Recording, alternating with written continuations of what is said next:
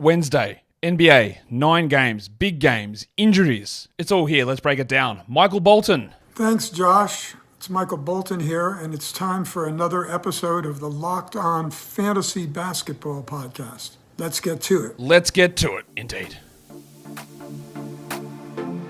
You are Locked On Fantasy Basketball, your daily fantasy basketball podcast, part of the Locked On Podcast Network.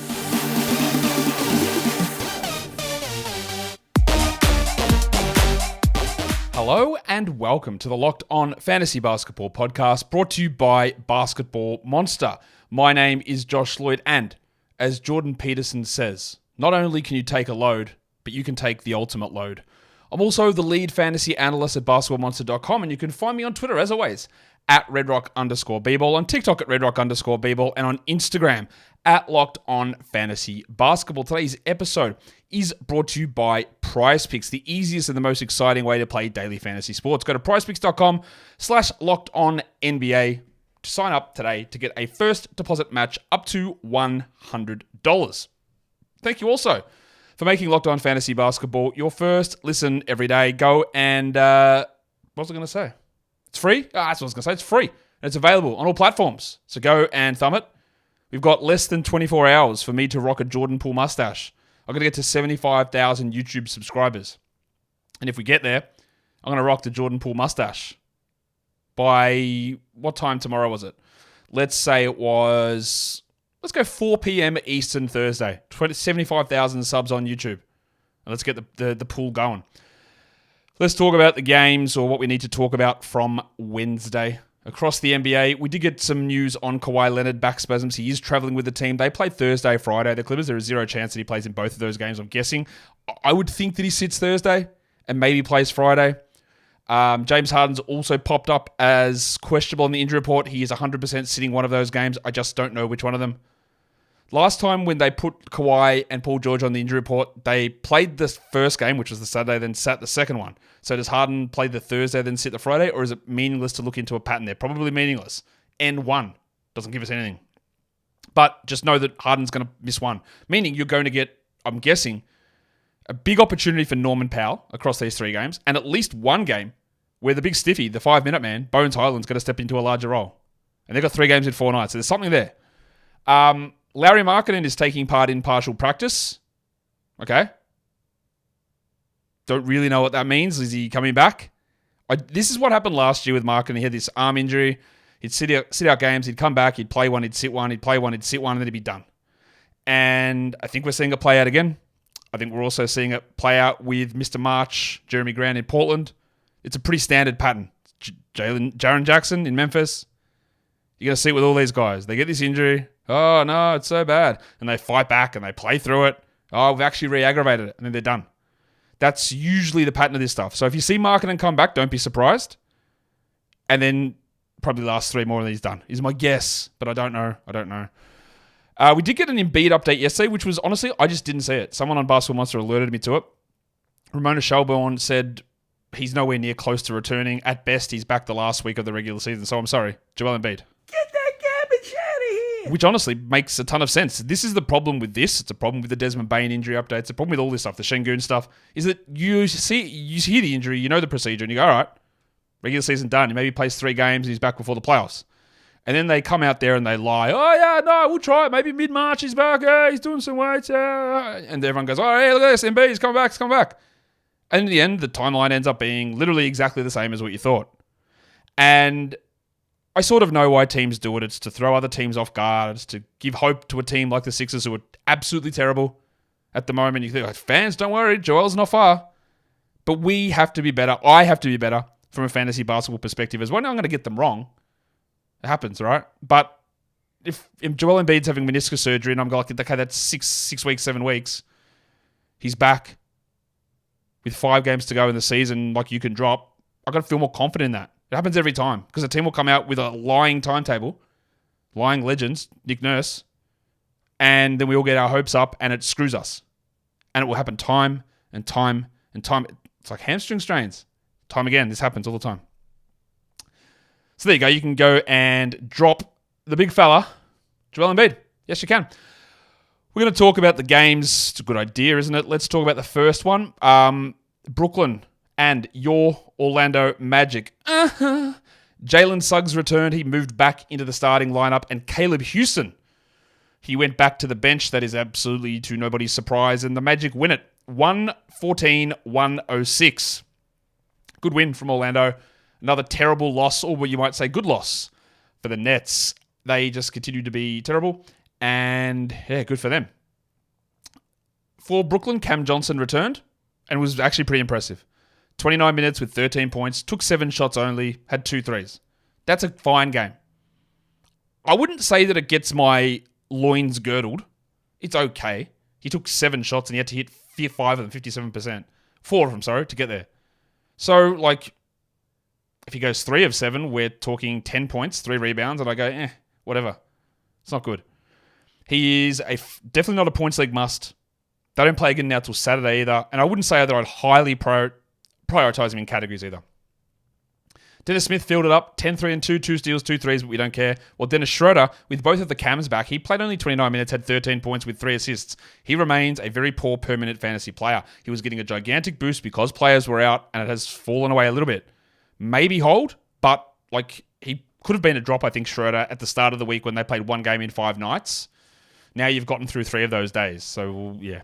Mikal Bridges continues to be 17 points, 30 minutes, 4 rebounds, and 1 assist. I put this 39% shooting. I put this poll out on Twitter today because I was really interested in the results, right?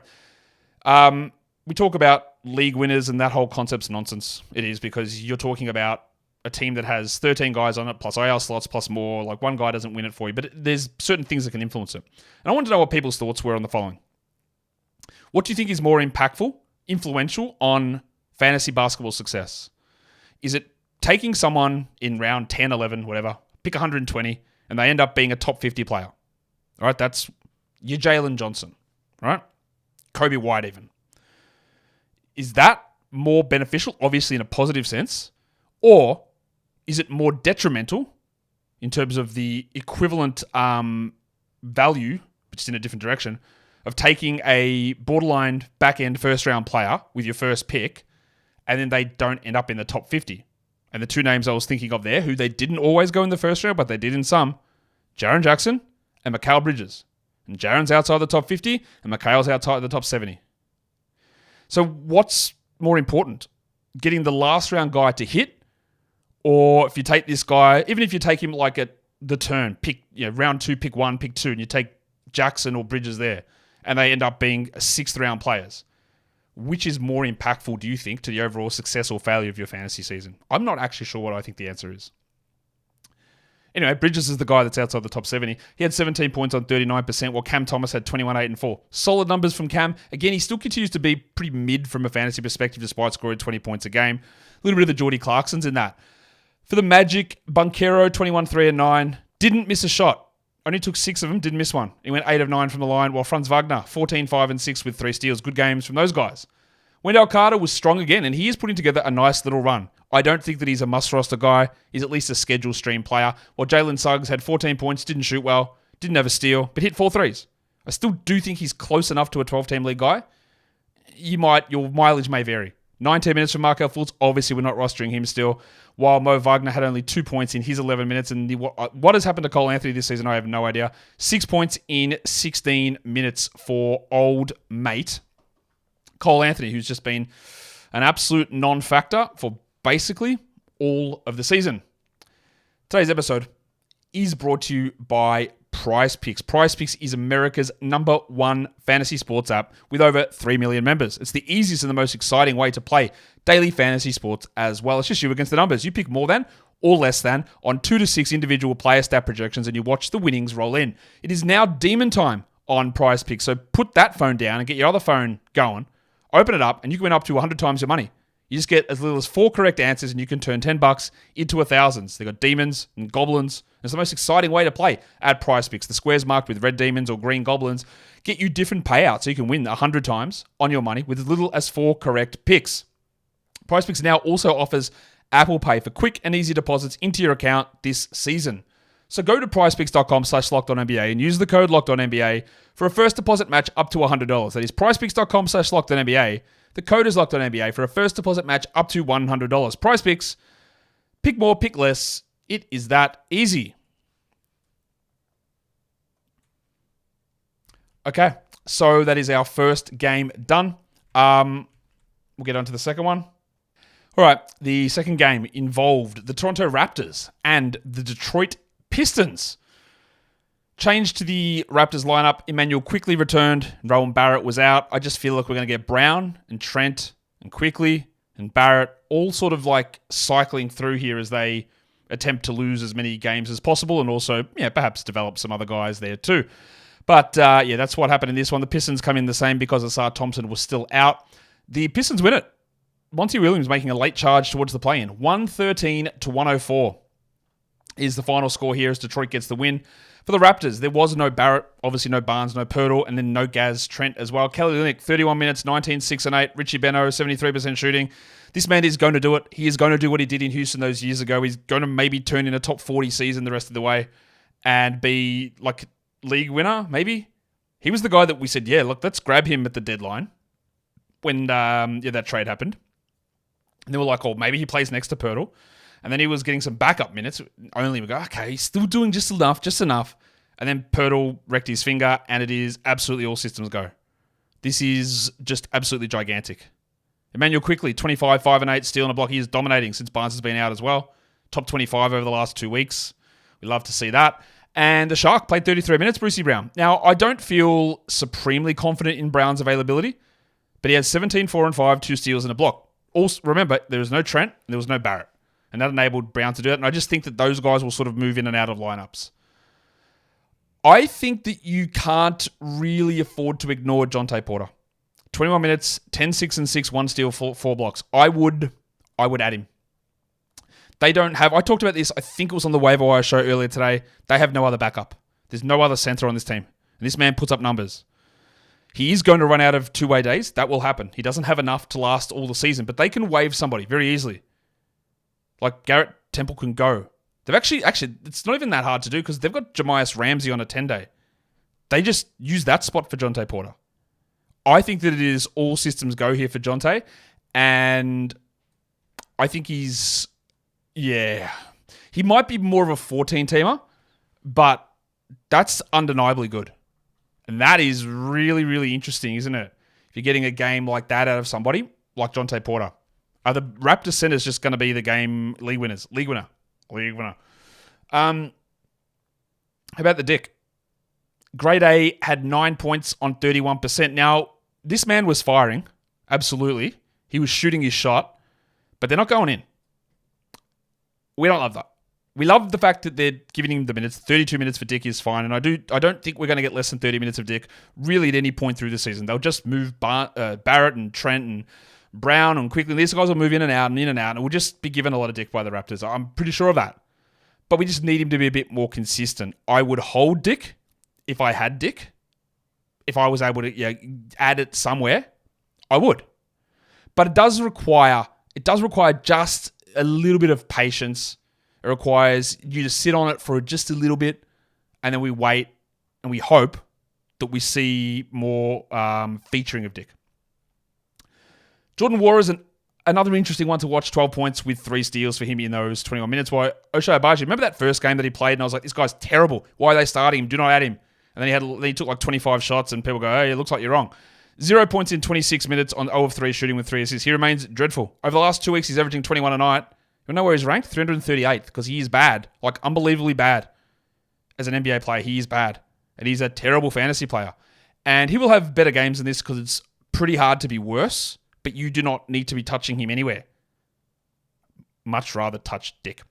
For the Pistons, Jalen Duren, 28 minutes, 24, 23, and 5 on 89%. That's an insane game. But you'll see some lower minutes for some players because old mate Tavares Williams decided that he was going to just run with the group that was out there down the stretch. And that meant that we got lesser minutes from Duren, but also, more importantly, only 28 minutes from Cade Cunningham. Now, the line from Cade it's okay. It's not disastrous, but it could have been more. 19, 3 and 6 in 28 minutes. But they got the win. It's hard to complain too much. And what I also love in this game is that Simone Fontecchio showed what he is. He's a points and threes guy, and that's it. 12 points, 2 threes. He played 38 minutes with Asar out. He shot 27%. He had nothing else. He's a good stream guy for that. But you don't want to rely upon it too much.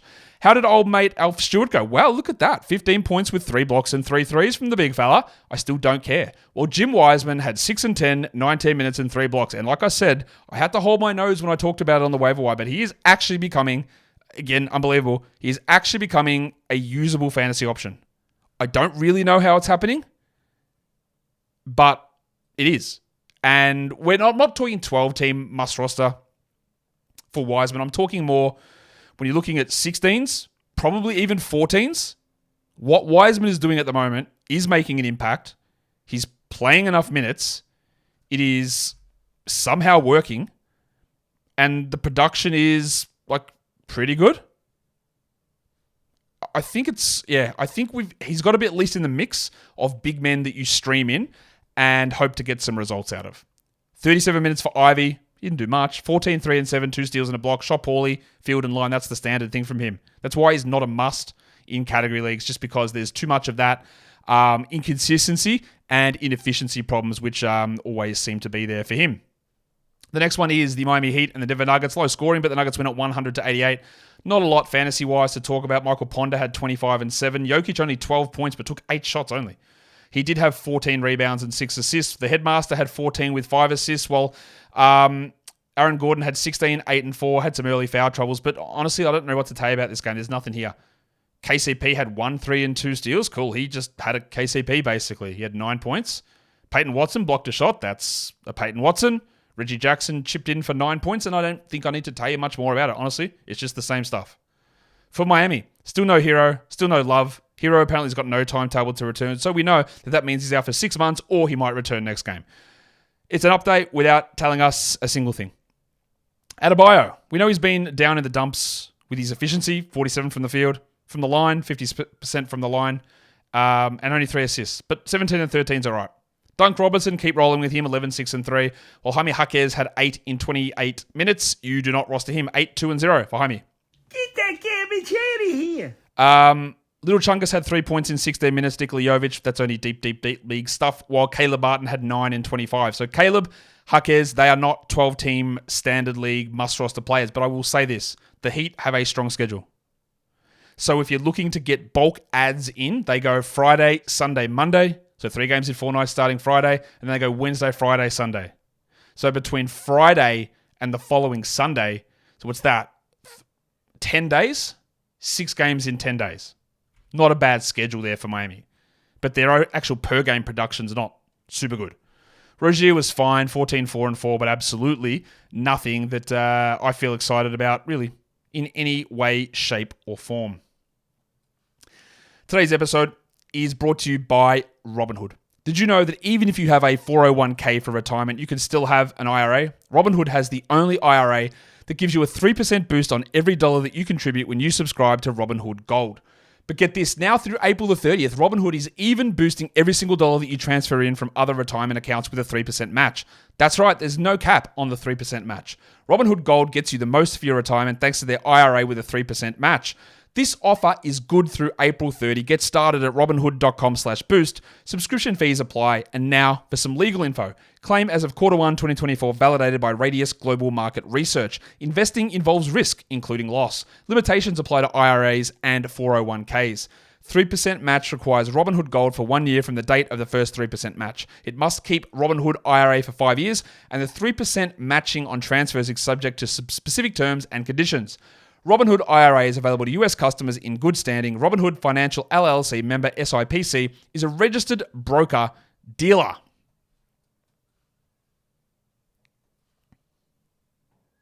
Let's do the next game. The Chicago Bulls take the Indiana Pacers to overtime, and they get the W.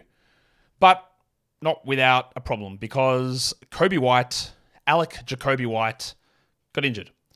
Coby had 15 points on 35% shooting.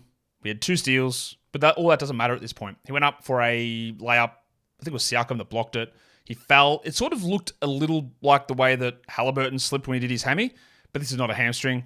He was grabbing his upper thigh. My immediate reaction to it was like a hip flexor strain, and all they've said now is it's a hip injury, and he's going to be reevaluated in Chicago tomorrow. Now, they play in Chicago tomorrow, So there's no chance he plays in that game. Like, he's not playing there. Look, I'm a bit worried about it. It didn't look good. It was pretty significant, pretty bad limp. They play Thursday, Saturday, and then Monday, Thursday, Saturday. That's 5 games coming up in short order. He will be out Thursday. I would guess he's out Saturday. I wouldn't be shocked if this is 3 weeks, but I also have no idea. To me, I'm just looking hip flexor, and it's probably, let's say this week. I'd say he's out until the end of week 20 at least, but I don't know. We'll find out more tomorrow. The question's going to be, so who steps up? Well, I didn't think I'd need to say it, but someone actually already asked me, hey, do I go and add Ayo Dosunmu now? Yes. Yes, we've been adding him for 6 weeks. Yes, Ayo Dosunmu, Alex Caruso, you have no excuse here. They've got to roster him. But who's going to start? Who's going to step up here? Do they go big with Drummond? I doubt it. He played 9 minutes today. The answers are going to be found in a couple of guys. Torrey Craig probably goes with him, although he's on a minutes limit. Push DeRozan and Caruso down. Probably go with Craig, I would guess. Do they try rookie Julian Phillips? I doubt it. Do we get some Javon Carter? Maybe, because they now don't have a point guard either. Do we go with Honorel Batim? Maybe. Dalen Terry? I doubt that. But you never know, do you? That's the problem here, is that you look through their bench and you go, okay, so it's Carter, Craig, Phillips, Terry, Batim. And I don't like any of those. But somebody has to play. So I would suggest, unless we see Javon Carter playing 30 minutes, which we won't, but if we did, I would be interested in him. Like Craig, Phillips, Batim, none of them are interesting fantasy players. So I don't think at this point, there is absolutely no one I go, you must rush to add, because it's a cornucopia of garbage.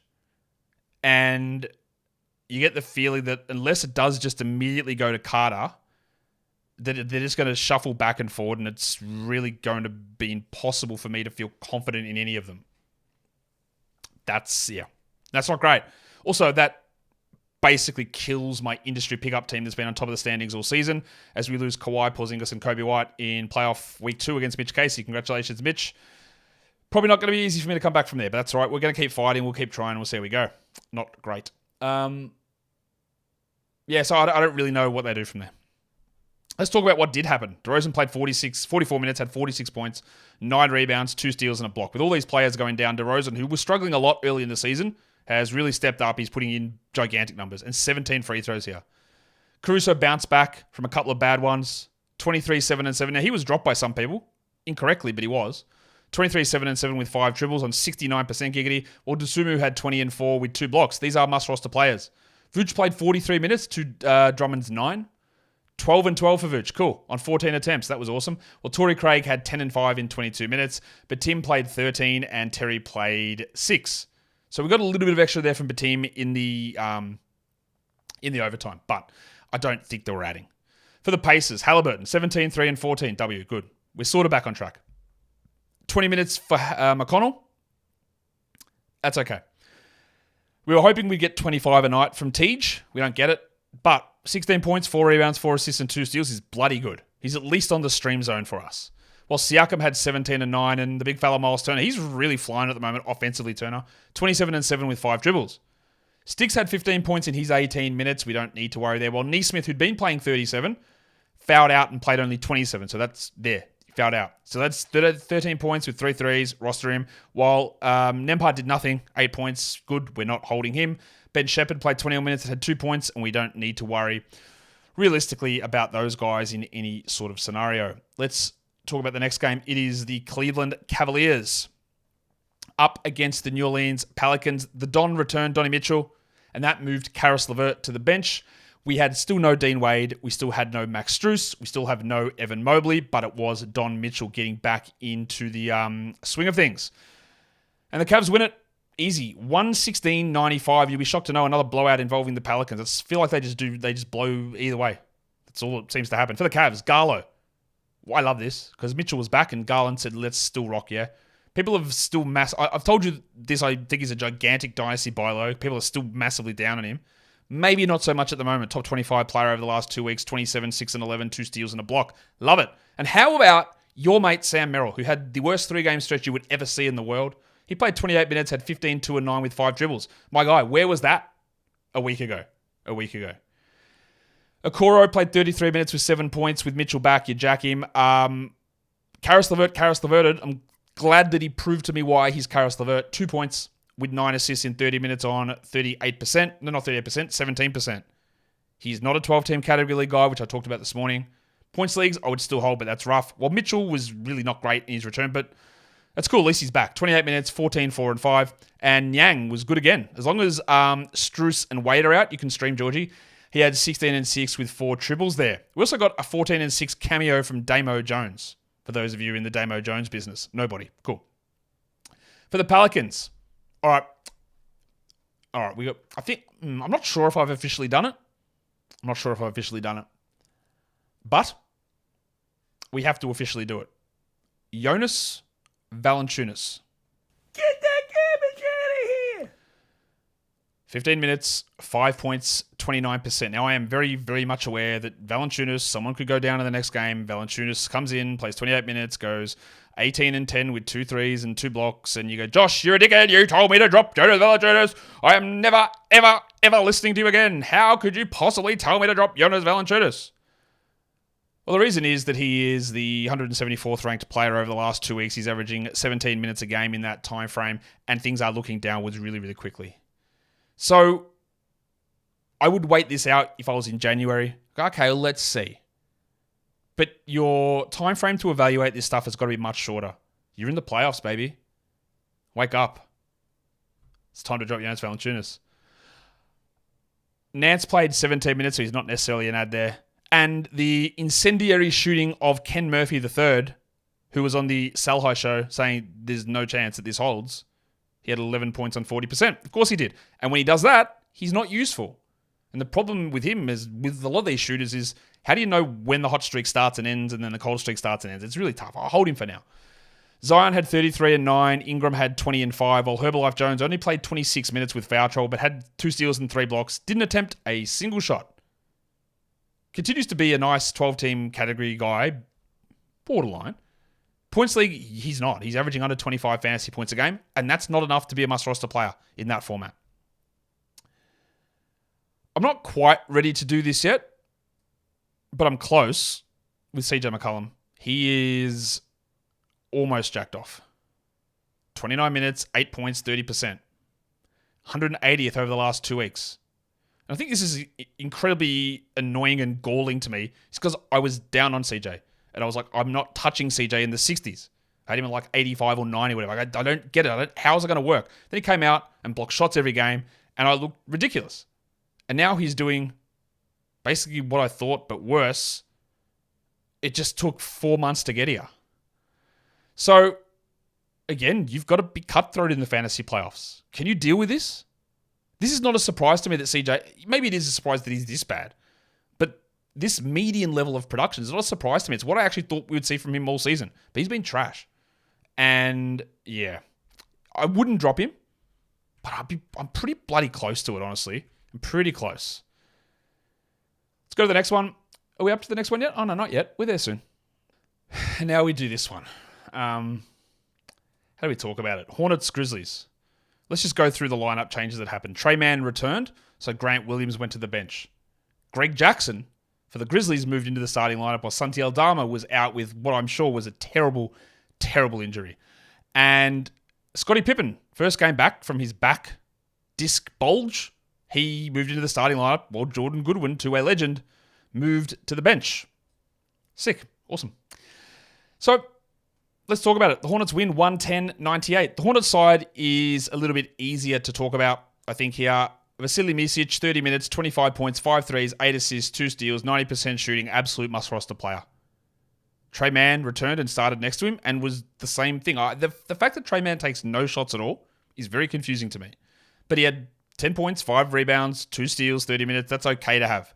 Davis Bertans had been on fire. The man shot 11% from 3 for 3 points. Sick. He had a steal and a block, so that's interesting. And there is a little bit of something there still for him. And I know the question's going to be about, do I do it now? Let's do it, Poku. Poku played 27 minutes. He had 9 points, 5 rebounds, 1 steal, and 2 blocks. And I know that everyone's going to add him because he is in the holy trinity of guys that people like because of their bodies. Now, I'm the fourth person on that list because people are always interested in my body, but not as much as Poku, Bol, and Kenny Lofton. This was pretty good from Poku. It's pretty good. 9 and 5. 27 minutes. It's a lot. 2 blocks. Okay. They ran a 8-man rotation only. Ball, Williams, Martin, Curry, I don't know whether they're coming back. Bryce McGowan's was out. If I'm in a deeper league, sure, take a crack. But remember, 2 games next week. Not interested. Micic is actually good. So I'm happy to use him this week and then probably drop next week. Man, I get it. That's debatable. Richards, debatable. But I'd much rather have Man, Richards, and Micic than I would a backup like Poku who shot 80% to have 9 points. I'm just not that interested in big stuff from him. Good game from Grant Williams. 18, 6 and 3, 111. Great. 2 games next week. Stream him in, use him for now. Otherwise, no. The Brandon Miller tour of mid continues. 10, 3 and 5. He had 4 steals, but he shot 33%. Outside the top 100 over the last 2 weeks. Still outside the top 100 for the year. Still continues to just be like a little underwhelming for me. While Bridges had 27, 6 and 6. Good game from him. He'd been a little bit down as well. He had a steal and a block. For the Grizzlies, well, what do you do with this team? This is, again, when we talk Desmond Bane. I've talked Desmond Bane a lot. People are like, well, of course, why wouldn't I just grab Desmond Bane? If he comes back, he's going to dominate. Look, that's what a free waiver guy. This is why I'm not that interested in it. Honestly, I couldn't even tell you whether Desmond Bane was available in any of my leagues because I did not look. And that's not to say that, maybe he could have helped me, but I know what this team is doing. It's going to be frustrating. Jaren sat. Vince Williams was out. Aldama was out. Lamar Stevens was out. Zoe Williams is out. Derek Rose is out. Yuta Watanabe's out. Brandon Clark is apparently coming back soon. And we just change things up every single game. Jake LaRavia played 30 minutes off the bench, had 5 points on 15%. So now I can't even trust him. Jordan Goodwin started last game, and then he played 19 off the bench in this one. 12 and 3 with 2 steals. Scott Pippen played 27 minutes as a starter. 10 assists and 2 steals for Scott with 9 points. Now, I tried to calculate this, and it's so annoying that there is literally no resource to find out how many games players have left for their two-way. The only resource that exists at the moment, I think, is me, because I've been trying to track this. And from what I can figure out is that Scottie Pippen has now 17 games left, and there are less than 17 games left in the season, so he can play every game. My calculation on Goodwin, I think he's got 9 games left, so he's about 60% of the games he can play. 10 assists, 2 steals for Scotland Pippen in 27 minutes. It's close enough to a 12-team guy, but what if Bane does play? But what I think will happen is Bane will play, much like the Markkanen scenario I talked about earlier. He'll come back, he'll play some 24-minute nights, he'll sit, the ankle will become sore, he'll have some soreness games, and then he'll shut it down again at some point, I guess. I don't know, but I just think there is... Like, Jaren Jackson just sat both halves of a back-to-back. Just sat them both. Vince Williams has now missed 5 in a row. Is it real? I honestly have no idea. It's the Grizzlies, that's true. They only have 1 back-to-back left this season. So that's not true. They've got 2 on the 6th of April and the 10th of April. But I think you're kidding yourself if you think Bane's just going to play all the way through. Maybe I'm wrong, but everything this team has done since the middle of January would suggest that you're not going to get any level of consistency here. John Conchar played 34 minutes. He had 13, 9 and 4 with 3 steals and 3 threes. Waiting for his thumb to become a problem again. Trey Jemison, 14 and 6, 1 steal, 2 blocks. I think he's got about 10 games left on his contract. So I don't think he can play every game. But they're good numbers. Like, if we knew he was playing, we would use him in 12s. Greg Jackson had 26 points. He hit 6 triples, but GG does nothing else. It's fine in a points league. It's not that useful in a category league. And you've got to hit it on the right day. DeJon Jarreau had 4 assists. Jordy Goodwin, 12, 3 and 1 with 2 steals. He's a good steals guy, but I don't trust Jarreau, LaRavia. I did trust LaRavia. I don't really now. Goodwin, Kennard, Pippen, Jackson, Jemison. I don't trust any of these players. So I think as a general rule, I'd rather just not deal with them. Again, Bane is very clearly better than all of them. But I find it hard to believe that Des Bane is going to come out here for the final 15 games and just run it 28 minutes every single game without any foolery. Tomfoolery, in fact. I don't think it's going to happen. I could be wrong. But I just don't see it. I don't see it. Let's go to the next game. It was the Golden State. Well, I've done that one, yeah. Let's go to the Golden State Warriors and the Dallas Mavericks. And some bad news in this one because there was an injury, which we hate to see, of course. But before the game, there was another injury, which we also hate to see. Draymond Green was out with a back issue. That meant that Trace Jackson-Davis was able to step back into the starting lineup. So that's good if you do have Trace Jackson-Davis on your team. And I do suggest that you might want to have him now. But it didn't matter because the Dallas Mavericks won at 109-99. Kuminga had 27 and 4 in 35 minutes. Steph is going to be back in the next game, though. Wiggins had 17 and 5 in 28 minutes. And Pokusevski had 11, 5 and 6 with 4 steals. They're all pretty good numbers. But no Draymond, no Steph. Will they both play the next game? I don't know. To me, Pokusevski, Wiggins, Clay, they're all fringe players. Jackson Davis, 25 minutes, 10 and 9 with a block. I think he'll actually maintain a pretty strong role rest of season, so I'm okay with holding him. I'm okay with holding any of the others if you want, but to me, they're all fringe. Clay had 8 points on 23%. He's 100% a fringe guy, Clay Thompson, because, and I know we haven't done it for a while, but we're going to do it again. He's washed. He's not a useful everyday player, and you do not have to roster Clay Thompson. Chris Paul had 9 points in 31 minutes. He's been pretty good. I can see a scenario where we will drop him at some point if everyone's back and he's playing 24 a night. Don't do it, but I could see us getting to that spot.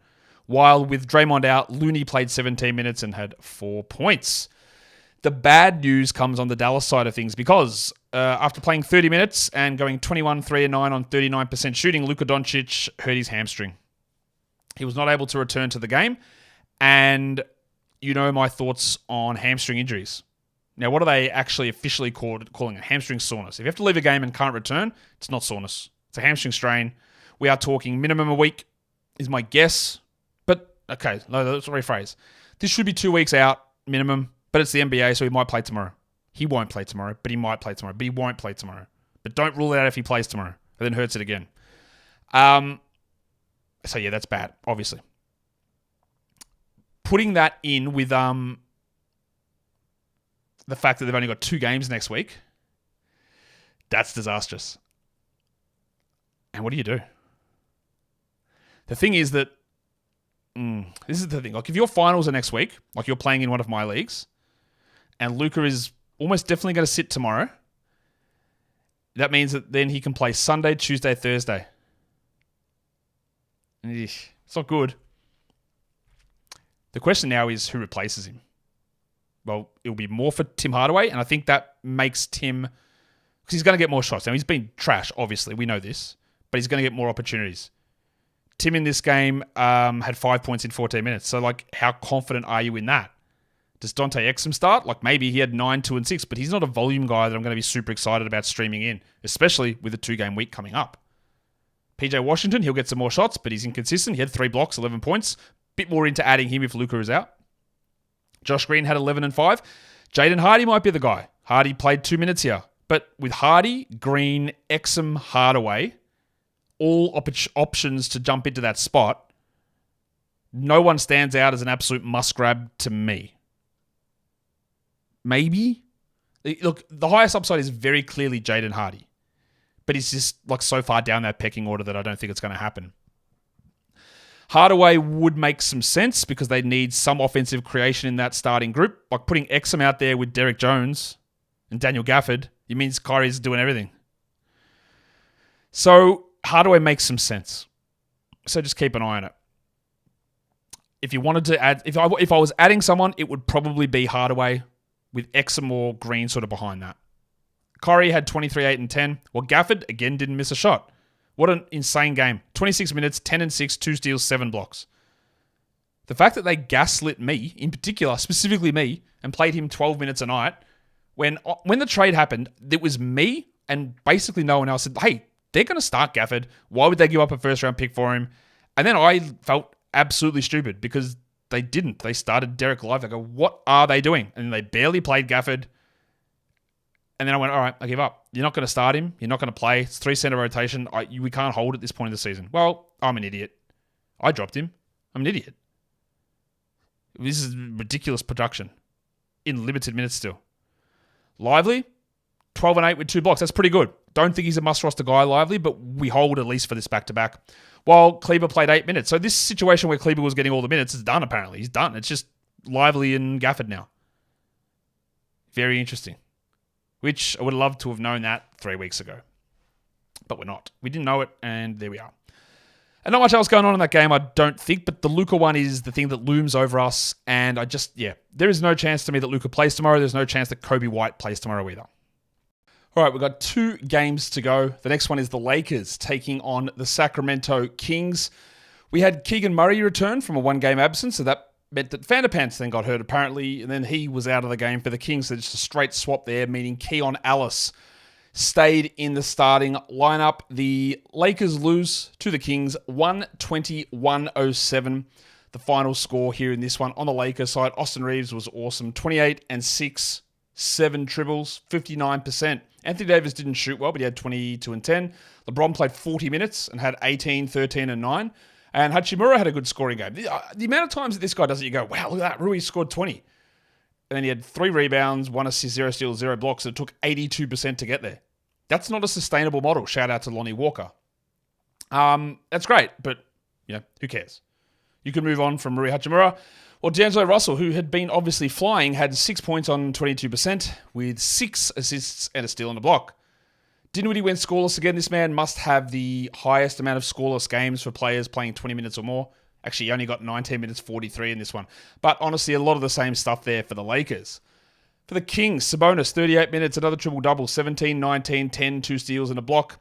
Keegan Murray, after 1 game off, really big game. 19 and 11 with 5 triples and 2 steals.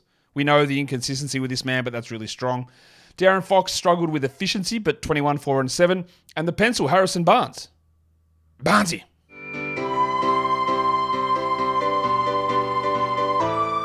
"23 points, 38 minutes, 7 triples, and I don't think we had him at all. Keon Ellis was good again, 14 points with 3 steals and a block, but he'll go back into obscurity when Herter returns, I'm guessing. And not a lot else going on there. Oh, yeah, Malik Monk sucked. He shot 30%. He at least still played 26 minutes, but is this the game that makes Mike Brown do the switcheroo back to Kevin Herter next game? I hope not. We hold Monk. He had to leave this game with a neck injury as well, but he was able to return. Then we had the last game of the day, which was your Atlanta Hawks and Portland Trailblazers. Not a game that you want to write home about a huge amount, but there were lineup changes. Sadiq Bey out for the season. So they started Wes Matthews. Seriously. Not DeAndre Hunter, because apparently he's on a minutes restriction, even though he played 35 last game. And then, because it was a back-to-back, the Blazers decided they weren't going to start Scoot Henderson. They started Delano Banton instead. But that's not all, because you'll be shocked to know that hamstring strain legend Jeremy Grant was out, and that meant Tumani Kamara moved back into the starting lineup. Now, does that mean that Grant is out tomorrow? I honestly don't know. This team is going to be extraordinarily annoying as we move forward all the way through with all of this stuff going on. I can assure you of that. The Blazers win 106-102. Let's talk Hawks. Murray played 43 minutes. He had 40 points, 6 triples, 2 steals, and a block. He's getting to do everything at the moment because Trae Young is out. Where he ends up next season, or where he ends up if it's in Atlanta and who doesn't end up in Atlanta, is going to be really key about determining his value. Bogdan had 8 points, but 8 assists, 7 rebounds, 3 steals, and a block. Just a horrific shooting night. Well, where's Matthews? What's the point? 14 minutes, 3 points, 14%. What are we doing? DeAndre Hunter's minutes limit, 33. He had 35 last game. Well, just start him, mate. What are you doing? He had 11 points, and this is the DeAndre Hunter. We talked about this. So, look, you probably want to add him, but he does absolutely nothing unless it's scoring. And he shot 33% for 11 points with 1 rebound, 1 assist. Getting a steal on the block's actually a huge bonus. You don't normally get that. But he remains like a Jaden McDaniels. He's better than Jaden McDaniels, but just a horrifically bad, low upside fantasy player, even when players are out.